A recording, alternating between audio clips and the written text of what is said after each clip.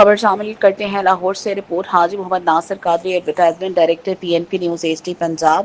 Police cricket team نے لاہور میں منعقدہ غنی رائل T20 ٹورنامنٹ میں چیمپئن کا اعزاز حاصل کر لیا۔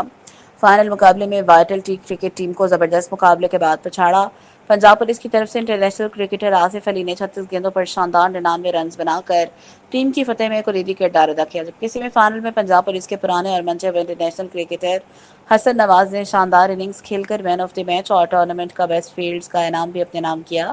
ٹورنامنٹ میں ملک بھر سے 8 بہترین ٹیموں نے حصہ لیا، جن کی نمائندگی مختلف انٹرنیشنل پلیئرز نے کی۔ پنجاب پولیس نے patron Pakistan police cricket additional IG Imran Mahmood کی زیر سرپرستی پہلی بار اس ٹورنامنٹ میں حصہ لیا اور بھکر پولیس سے تعلق رکھنے والے کانسٹیبل شعیب کی کپتانی میں ناقابل شکست رہ کر ٹورنامنٹ اپنے نام کر کے اپنا 3 سال کا ادھورا خواب پورا کیا۔